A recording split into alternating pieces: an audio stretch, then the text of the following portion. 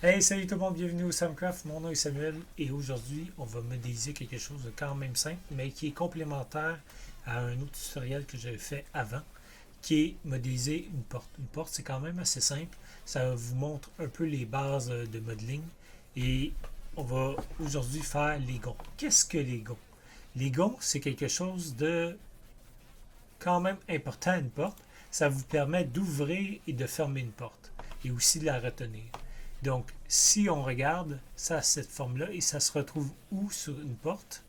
Ça se retrouve à trois endroits, en haut, au milieu et en bas. Donc, trois gonds dans chaque porte. Vous l'avez ici un peu perdu dans l'image, coupé en haut, car c'est une très très longue haute porte.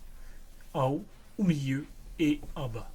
Vous avez un peu les dimensions, ils semblent semblables. Des fois, les gonds, le cylindre au milieu va être plus large, des fois moins large, comme ici, on dirait que ça, c'est beaucoup plus large que ça. J'ai mesuré un peu les gonds qui sont sur les portes de mon appartement et ceux à l'intérieur, ils sont 13 mm de diamètre, les cylindres, et ceux de l'extérieur, ils sont de 15-16 mm de diamètre. Donc, généralement, je pourrais pas dire si c'est général ou si c'est standard, mais de toute manière, on est en 3D et en 3D, on peut y aller selon notre goût. Donc, si on ne les trouve pas assez gros et imposants, on peut toujours les augmenter. Pour le standard, moi, je vais tenter de les faire dans une 16 intéressant, donc peut-être dans le 16 mm de diamètre. Et c'est standard, la plaque. Donc, c'est un cylindre. Je revenais sur la construction. On a un cylindre. Bien sûr, on a des boules en haut et en bas qui est comme la pine qui retient le tout. Car ça, c'est comme deux morceaux. Et on a la pine qui traverse au complet et qui va permettre de faire la rotation. Donc, on a une plaque qui est aussi jointe par un cylindre. Donc, c'est quand même deux formes très très simples. Une plaque qui est plus un cube écrasé, parce que ça, comme vous voyez, ça a une certaine épaisseur, carré, le cylindre, et on a les boules en haut et en bas avec un petit cylindre. Donc, on va tout faire ça, et ça va compléter notre porte. Si on regarde ensemble à l'intérieur de Photoshop à quoi ça a l'air, on a premièrement notre porte qu'on avait déjà fait et on s'appelle que ici à droite on avait le gond, donc le hinge plate, et j'ai regardé sur internet, c'est quand même standard entre 8 et 10 cm. C'est à vous de choisir si vous voulez les faire plus grosses, plus hautes, parce que forcément si on augmente le diamètre ici, on devrait impérativement augmenter le diamètre des plaques. Donc, si on regarde comme faut des références, c'est pas tout à fait flush à la porte. Je veux dire, le cylindre ici, c'est pas collé à la porte, c'est un petit peu détaché du mur, donc il y a un petit peu de jeu. J'ai fait ça, je vais vous montrer dans Maya qu'est-ce que j'ai réussi à faire et ensuite on va le faire ensemble. Mais avant tout, dans Photoshop, je vais vous montrer l'idée et la séparation des pièces. Donc, on a ici en gris un petit peu plus foncé la première pièce, donc deux cylindres, la plaque, et on ne fera pas les vis. Les vis, ça peut être une simple texture. C'est rare qu'on va arriver à ce niveau-là. Je veux dire, si vous voulez modéliser et faire des close-up et faire des rendus de close-up de ça, c'est bien. Mais on ne les verra jamais au rendu si c'est modélisé ou pas. Je veux dire, on pourrait faire une normale map avec ça et ça serait très très bien. Donc, une forme, une plaque avec des cylindres qu'on va tout simplement ensuite dupliquer et faire une rotation de 180 et ça va nous donner notre autre plaque. Donc, on n'aura pas besoin de recommencer de zéro. Ça va être très simple. Et bien sûr, on va créer ici la pin et parce qu'on va la créer ici, on va faire un miroir et on va créer celle de l'autre côté. On n'a pas besoin de faire vraiment la pin à l'intérieur, on ne la verra jamais, donc on évite de faire de la modélisation de trop. Donc, sautons dans Maya.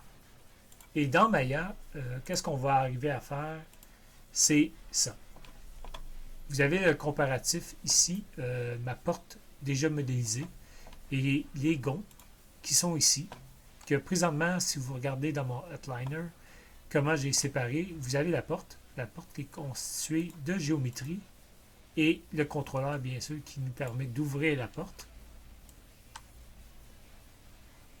Et bien sûr, elle va s'ouvrir au maximum, donc jusqu'à temps qu'elle frappe le mur avec la poignée de porte. Généralement, c'est tout le temps ça, quand on ouvre violemment une porte, ça frappe sur le mur et ça va faire éventuellement un trou, à moins qu'on aille un stopper dans le bas. Donc moi, qu'est-ce que j'ai fait, c'est que je me suis assuré que le maximum, même que je pourrais voir avec vous où ça va, le maximum, c'est ici. Mais vous voyez, qu'est-ce qui est intéressant, c'est que mes gonds sont visibles. Si, exemple, j'ai ma porte, ma fenêtre, tout, j'ai bien sûr des gonds qui ne font pas partie vraiment de la porte. Ils font partie de la porte, mais dans le sens que quand que la porte s'ouvre, ça ne suit pas avec le contrôleur. J'ai ma pin et j'ai ma plaque. Donc, qu'est-ce que je pourrais faire? C'est lui assigner un matériel que j'avais déjà assigné ici. En noir, c'est peut-être pas une bonne idée. En noir, on va aller dans l'Attribute Editor et on va le changer. Il y avait Metalness. Quand vous le mettez, bien sûr, ça va rendre noir les choses dans le viewport. Donc, je vais juste enlever ça. Ça va révéler la couleur. Et comme ça, on va voir vraiment plus clair les gonds. Donc, les gonds en haut, en bas et en plein centre. Et si je regarde, je me rapproche, j'ai créé des sphères, même que c'est pas trop une forme de sphère, c'est peut-être un peu étirant, on va l'écraser tantôt. J'ai créé les plaques qui vont se visser contre le mur ou contre le cadrage. Et bien sûr, j'ai une plaque ici qui suit la porte. Donc, qu'est-ce que ça nous donne si je vais de l'autre côté de la porte et que je joue avec? Vous voyez que, même qu'on va y aller au niveau ici, vous voyez que cette plaque-là ne bouge pas et la plaque de la porte va bouger avec. Et ça, ben, on peut dire que ça va bouger parce que généralement, c'est pas super huilé, ça va avoir du frottement, donc éventuellement, ça bouge avec. On le verra jamais bouger vraiment à la distance, mais on va le linker avec la porte. Donc, on est prêt, on fait ça. On va d'abord partir d'un nouveau.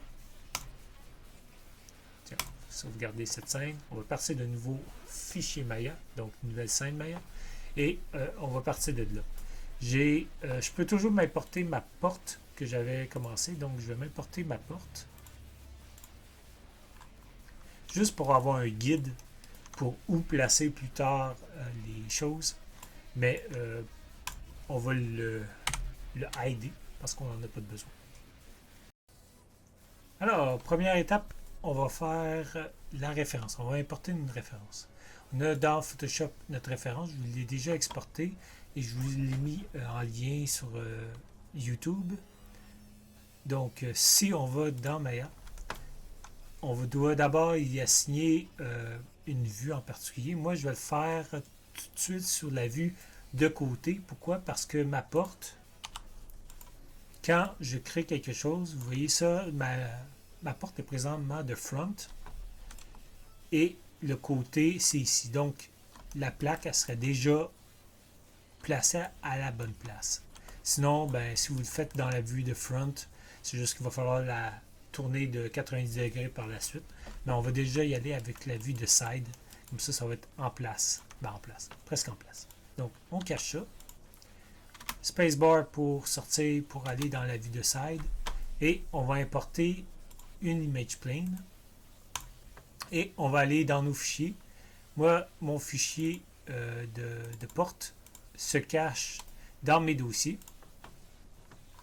Et comme vous voyez, présent, le fichier est loadé. J'active la grille. Donc, il est loadé au centre du monde. Le centre du monde, non seulement est loadé une image plane est loadé à la fois dans la vue de perspective, mais aussi dans toutes les vues. Si je fais FFF, c'est autant dans la vue de top, là on ne le voit pas vraiment, mais vue de top, vue de front, vue de side et vue de perspective. C'est pas utile de le voir dans toutes les vues, à part celles qu'on a vraiment besoin. Donc, je vais aller dans les attributs de l'image plane et je vais utiliser le display et seulement vue de la vue que j'ai créée. Donc, la vue de side, et ça va disparaître dans les autres. Comme ça va éviter d'avoir trop de trucs dans le viewport, dans la vue de perspective. J'ai pas besoin de les voir là, j'ai juste besoin de les voir ici. Donc, j'enlève la grille pour l'instant. Qu'est-ce que je veux? C'est centrer. Vas-y, non, je vais garder la grid. Donc, je veux m'assurer que mon guide de Gond ou de Hinge va aller directement se snapper au centre du monde parce que quand je vais créer mon cylindre, ça va être déjà à la bonne place, etc. Donc, je vais changer, je vais sélectionner mon image plane, je vais faire outil de déplacement, D pour changer son point de pivot, déplacer le point de pivot, je vais le zoomer le plus possible et tenter de l'aligner avec, comme vous voyez, j'ai peut-être fait mal le guide ici, ça n'a pas l'air d'être très très centré, donc je vais juste le tasser pour dire que, ok, ça va être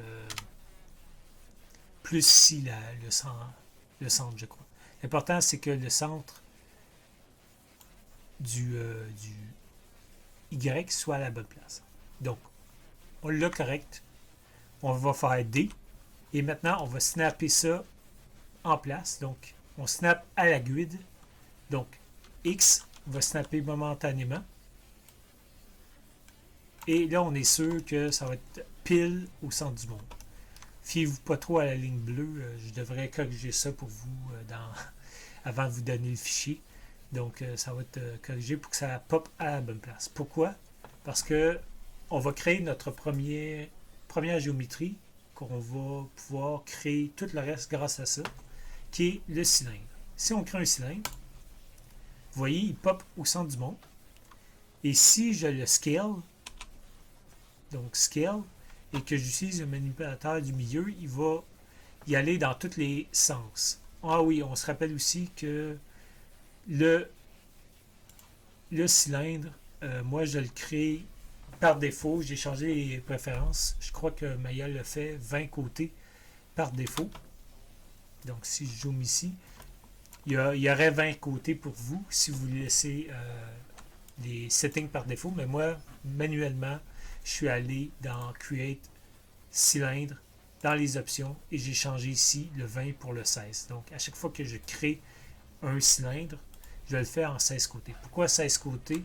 Je vais sûrement me répéter, je le dis à pas mal toutes les cours, mais vous voyez la croix que ça crée. Si on veut faire des quads avec ces triangles, c'est tout simplement skipper de temps en temps un edge. Et quand on delete, on a maintenant des quads. Donc c'est très très utile de faire des quads en 3D. C'est pour ça que je préfère utiliser 16 côtés, 24 côtés. 20 côtés ne fait pas de quad. Donc ça, c'est le côté pour faire ce genre de quad-là. Bien sûr, si vous utilisez 24 côtés, il y a une autre méthodologie qu'on a vue dans un autre tutoriel que je pourrais peut-être linker dans le coin là. Ouais, là. Donc, pour l'instant, on va ignorer... on va-tu l'ignorer? Ah non, on va pas l'ignorer. On va les supprimer. Supprimer ça. On va faire la même chose avec cet axe-là. Donc, on skip 1. En gros, qu'est-ce qu'on veut? C'est garder la croix ici et avoir juste une croix exactement à 45 degrés et on va avoir exactement la même chose. Donc, on a notre premier cylindre prêt à l'action. Un peu gros, basé sur notre épaisseur. Donc, comment on peut faire pour que ça soit respecter les vraies dimensions? Notre cylindre fait présentement 2 unités de largeur, c'est bien, mais pour savoir que la plaque au complet fait 10 cm, comment qu'on peut faire? C'est créer un cube qui va faire 10 cm. Donc, je vais créer un cube juste guide. Tiens, on va appeler le cube guide. Oups. Cube guide. Et présentement, il est à l'intérieur. Je vais cacher mon cylindre juste pour voir mon cube qui fait unité par unité. Donc, si je lui dis qu'il doit faire 10 par 10, donc 10 de hauteur par 10 de largeur, donc en X, vous voyez que ma référence n'est pas à la bonne dimension. Donc, c'est dur de voir le cylindre quelle grosseur je dois le rapetisser ou l'augmenter si ma référence n'est pas à la bonne grosseur. Mais par contre, maintenant que j'ai mon guide, je peux scaler parce que j'ai snappé au centre. Si je scale, je peux maintenant révéler le guide à la bonne grosseur. Et voilà. Donc maintenant, notre image plane est au bon format, qui devrait être 1. Mettons, 33. Comme ça va donner 2 digits après la virgule ou le point. Donc 1.33, si vous voulez suivre avec moi, ça devrait être la bonne dimension. Et encore une fois, si le point pivot est à la bonne place, c'est beaucoup plus facile que s'il serait exemple ici ou ici le point pivot. 1.33, vous devriez quand même déplacer et vous ne seriez pas vraiment centré. Donc en snappant exactement basé sur ma croix bleue que j'avais, si je le cache, la croix bleue que j'ai, ben ça va fonctionner beaucoup plus facilement. Ça va vraiment zoomer à la bonne place. Donc 1.33, c'est la solution. Je ramène mon cylindre. Et maintenant, mon cylindre est beaucoup trop gros. Donc, qu'est-ce que je vais faire? C'est que je vais le scaler down. Et à partir de ce manipulateur du centre. Quand on est dans une vue, comme ici, la vue de side, même si ça nous montre le Y et le Z, on a quand même la possibilité de faire le X. Vous voyez, le X, est présent, on voit présentement dans l'axe des X. C'est pour ça qu'on ne peut pas voir le manipulateur, mais il est là. Et si on clique ici, on ne va pas cliquer sur le X, on va cliquer sur les 3. Preuve, si je clique et je commence à jouer avec, vous voyez dans le channel box que tout bouge en même temps. Donc, je vais y aller à l'œil. Je vais en faire un qui est quand même assez gros. Et deuxième étape, maintenant que j'ai la bonne dimension, je vais scaler pour qu'il matche au moins un des carrés ici. Un des cylindres. Parce que c'est comme 4 cylindres. Donc, je vais le descendre. Je peux le descendre à bras comme ça et le scaler à peu près. Mais je préfère le scaler dans un seul axe et le bouger. Qu'est-ce que je veux dire par là? C'est que je vais changer mon point de pivot. Je vais faire D. Je vais snapper sur les edges du bas. Donc, je vais changer mon point de pivot pour être à la base du cylindre. Enlève le Edit pivot. Donc, je repèse sur D. Je descends avec mon manipulateur. Je l'enligne. Et je vais tout simplement scaler up. Et vous voyez qu'il ne descend pas dans le négatif avec mon point de pivot. Je préfère faire ces choses-là de cette manière. Et là, je vais avoir un cylindre à la bonne dimension. Je ne vais pas copier mon cylindre à l'infini parce que je vais utiliser d'abord un extrude pour créer la plaque. Et ensuite, on va avoir un morceau que si on copie ce morceau-là par-dessus, bien, on va avoir déjà la plaque. On va supprimer bien sûr le cylindre. On va faire la même chose. On va le copier ici. On va le copier ici. Et ensuite, on va avoir comme 4 morceaux qu'on va combiner ensemble, merger. Et on va avoir notre première plaque, notre première section de plaque. Donc, qu'est-ce que je vais faire? Je vais aller dans ma vue de perspective et je vais m'assurer d'extrude un morceau. Donc, quel morceau que je devrais prendre? Est-ce que je devrais prendre ce morceau-là? Ouais, ce morceau-là. Donc, j'étais dans le mauvais axe. Donc, je vais faire extrude de ce côté-là. Pourquoi je ne sélectionne pas les deux? Parce qu'une fois que je duplique un élément, c'est comme il va faire un miroir. Donc, il va faire un miroir comme ça. Mais il va le faire sur lui-même. Donc, si j'extrude lui, je vais vous donner un exemple. D'ailleurs, attendez. Je vais dupliquer mon exemple. Je cache lui. Donc, face. Si j'extrude ça et que je décide de faire une rotation CTRL-D, rotation de 180, c'est-à-dire basée sur son centre. Si je décide de faire, excusez-moi, 180 comme ça, et de le ramener à 180, comme ça, vous voyez, c'est un par-dessus l'autre. Donc, logiquement, le gond, si je reviens sur ici, celui-ci, qui est par-dessus l'autre, si je le ramène, il va frapper ce côté-là, va rentrer dans l'autre. C'est un petit peu moins évident comme ça. Mais logiquement, ça devrait arriver directement une par-dessus l'autre. Et c'est pas ça que je veux. Je veux vraiment, je redonne un autre exemple, la bonne exemple. J'aurais pas eu besoin de le dupliquer. Mais si je prends seulement une face et que je l'extrude, l'avantage, c'est que si je freeze, j'ai perdu mon axe, je vais ramener mon axe au centre ici. Mettons que je prends ce centre-là. Si je recommence la même manœuvre, je fais CTRL-D, je fais une rotation de 180 et ensuite 180 pour le ramener. Oups. Dans cet axe-là, excusez-moi. 180 pour le ramener, donc 180 ou 180. 180, ça va fonctionner quand même. Oh, oui, 180. Je sais pas pourquoi que il s'amuse à me faire des choses comme ça. Donc 180, vous voyez que logiquement, on devrait avoir quelque chose qui va s'accoter dessus et non va interpénétrer. Donc, on va juste extrude un côté. Ça va être beaucoup mieux. Donc, je le supprime, je garde mon cylindre et je reviens dans ma vue de front, de side, excusez-moi. Et je vais prendre mes vertex ici et je vais... Vous voyez, mon point de pivot il est custom. Il ne veut pas s'enligner avec ma nouvelle sélection. Ça peut arriver parfois. Vous allez dans Tool Setting et vous resettez.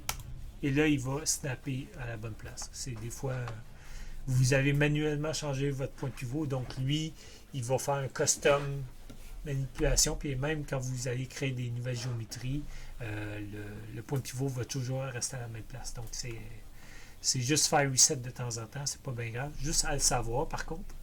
Mais pour nous, ça va être bon. Donc, si je l'enligne ici, vous voyez qu'ils ne sont pas alignés du tout parce que on a extrude avec cet angle-là. Donc, ça devrait être flush. Si on regarde de la vue de top, ça va être mieux. On a extrude comme ça. Donc, ils ne sont pas droits. Donc, pour faire de quoi de droit, c'est aussi simple que faire un scale et de jouer juste avec un axe. Et, étant donné qu'il y a comme 2 points, qu'est-ce que ça va faire? C'est que ça va tenter de se ramener à équidistance. Donc, s'il y en a un qui est ici, un qui est là, lui, il va aller négatif 1, lui, positif 1, puis ils vont se retrouver à mi-chemin. Donc, si je fais ça, vous voyez que je les enligne. L'important, c'est pas de dépasser, parce que des fois, si vous dépassez, l'axe va juste changer. Il va commencer comme ça, il va arriver, puis quand vous dépassez l'axe, il va faire le contraire. Donc, vous ne voulez pas ça. Donc, vous arrêtez juste avant d'arriver au manipulateur ou l'axe qui est ici et ça va aller. Vous le faites 2-3 fois jusqu'à temps que vous voyez vraiment que c'est flush. Et là, ça va être snappé en place. Donc, je suis bon pour ça. J'ai déjà mon premier morceau. Là, qu'est-ce que je vais faire avec ce morceau-là? C'est que je vais le dupliquer 4 fois. Parce que je veux avoir le morceau avec le cylindre ici, mais je veux avoir juste la plaque ici. Donc, qu'est-ce que je vais faire? C'est que je vais faire un duplicate le cylindre. Je vais le déplacer. Et je vais le déplacer vraiment pour qu'il soit flush contre l'autre. Donc, je vais snapper, étant donné que lui, il va snapper directement là, donc il va être flush. Snap juste en Y. Parfait. Et parce que j'ai fait ça, j'ai fait une étape de translation, Maya comprend que, OK, tu as déplacé de tant d'unités. Si tu fais Shift D, tu vas non seulement redupliquer la shape, mais en plus, tu vas y appliquer la même transformation. Donc, c'est génial. Au lieu de faire CTRL D, de resnapper, faites Shift D et il va le faire pour vous. Shift D à nouveau. Et vous voyez que j'ai créé le carreau complet. Bon, clairement, il va falloir que je vous donne un meilleur fichier parce que c'est pas flush, mais au moins, c'est égal. Donc, j'ai ces deux choses-là que j'ai pas vraiment besoin de garder parce que si je le cache, je veux juste des plaques. Je vais quand même le garder. Qu'est-ce que je vais faire à la place? C'est que je vais supprimer pour chacun les cylindres. Pourquoi? Parce que si, encore une fois, je cache tout ça, je veux juste que cette forme soit deux cylindres, un cylindre, un cylindre. Donc, on va dupliquer la forme ensuite, on va faire la rotation, ça va créer l'autre forme, l'autre géométrie de l'autre côté. C'est pas trop évident pour l'instant, mais laissez-moi vous l'expliquer autrement. Donc, je supprime, je prends les faces, je supprime, et c'est qu'est-ce que je veux avoir. Excellent. Là, il faut faire attention. Comme vous voyez, j'ai des faces que j'ai oubliées.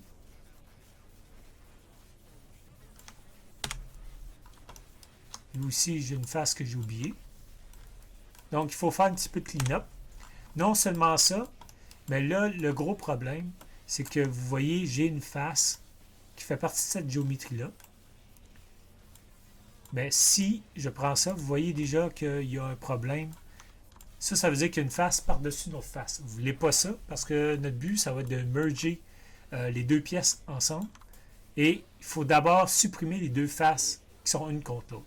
Donc là, je vais juste les soulever. Vous voyez, il y a deux faces. Je vais supprimer cette face-là. Prendre ça, supprimer cette face-là. Et je vais faire la même chose pour, vous le voyez ici, supprimer celle-là. Vous pouvez supprimer à nouveau. Vous voyez, il veut pas... il a supprimé l'autre face. Faire attention de ne pas trop sélectionner. Donc, meilleure façon, c'est quoi? Ça va être de sélectionner un objet, l'isoler, s'assurer, OK, lui, il a l'air d'avoir été supprimé. Passer à l'autre, isoler. Donc, il m'en restait un à supprimer. Prendre lui, et j'ai juste à supprimer celui du bas, donc j'ai pas besoin d'isoler. Et voilà. Là, qu'est-ce que ça fait? C'est que ça donne de la géométrie. Lui, je vais le snapper contre la plaque. J'ai maintenant, je vais enlever la grid. Je vais maintenant avoir 4 géométries pour former ma pièce. Présentement, c'est 4 géométries. Je ne veux pas 4 géométries, je veux une seule géométrie et merger ensemble. Donc, pour pouvoir merger, il faut qu'une géométrie, que ça soit seulement une géométrie. Présentement, c'est 4 géométries. On doit combiner les 4 géométries en une. Donc, on va faire un combine. Et combine, c'est l'icône qui est ici. Si on pèse dessus, ça va être combiné. Il y a 3 façons de combiner. Ça veut dire qu'il y a 3 endroits qu'on peut cliquer sur combine. Il y a ici qui est un raccourci du menu Mesh Combine avec les options. Vous voyez, c'est le même icône ici. Ou vous avez la possibilité d'aller sur la géométrie ou les géométries sélectionnées, faire Shift Right Click et vous allez avoir la plupart des outils que vous voyez dans le shelf en haut. Vous les avez ici, donc Combine avec les options. Tandis qu'ici, si vous cliquez, c'est comme si vous cliquez ici, donc vous n'avez pas les options. Si un jour vous avez besoin de voir les options, soit le menu, soit le Shift-click, c'est mieux. Donc, Combine. Et en les combinant, ça crée, comme vous voyez, des leftovers. Et vous avez la nouvelle géométrie. Pour supprimer toutes ces connexions-là, parce que Maya va toujours laisser une connexion avec un fichier transform 1, 2, 3, 4, 5. Le nombre de géométries que vous combinez, il va générer des transforms. Ça, c'est tout simplement que lui, il y a une historique. Donc, si vous voulez faire des modifications, il doit se rappeler d'où ça vient. Mais nous, on s'en fout parce qu'on ne veut pas revenir en arrière, on ne veut pas rien modifier basé sur ce combine-là. Donc, on va supprimer déjà notre historique. Donc, on va supprimer ça en même temps. Des fois, ça ne les supprime pas, ça va laisser les dossiers vides. Et parce que c'est des dossiers vides, ben on peut déjà cleaner ça aussi. Donc, delete. Qu'est-ce que ça nous donne maintenant? C'est la géométrie. Par contre, la géométrie n'est toujours pas mergée ensemble. Ça a l'air d'une géométrie. On peut la déplacer, CTRL-Z. Je veux dire, on peut la déplacer. Mais si je veux sélectionner toute la géométrie, si je fais double-clic une face, logiquement, je devrais tout sélectionner la face. Mais vous voyez qu'est-ce que ça va donner? Ça va juste sélectionner comme la géométrie d'avant parce que les 4 edges, ce edge-là, ce edge-là, ce edge-là et ce edge-là n'est pas connecté avec cette forme-là. Comme vous voyez, si je prends double-clic ici, je veux toujours séparer mes deux formes. Je ne veux pas faire ça, je veux vraiment combiner mes vertex pour qu'ils ne fassent qu'un. Donc, ça complète le code d'aujourd'hui. Du côté modeling, on a fait la dernière partie, on a fait la porte la dernière fois. Maintenant, on a fait les gonds ou les hinges. Et maintenant qu'ils sont en place dans le groupe, la seule chose qui nous restera à faire, c'est cette partie-là et de linker, comme vous voyez, une parent constraint. Ça serait dans un autre tutoriel que je vais créer pour vous.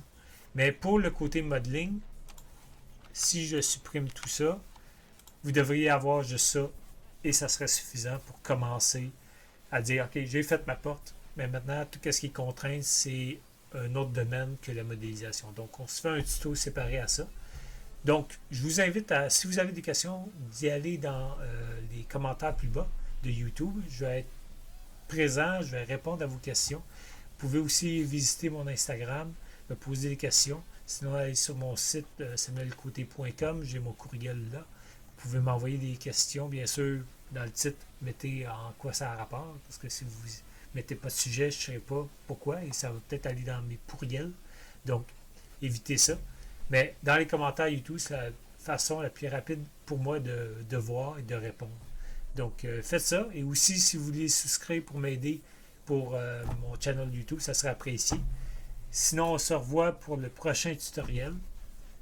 Et ça va être plus intéressant. On va faire un bureau. Donc, un bureau pas d'ordinateur, mais un vieux bureau pour aller dans la pièce pour le bureau détective. Donc, on se dit à la prochaine. Et c'est ça, à la prochaine!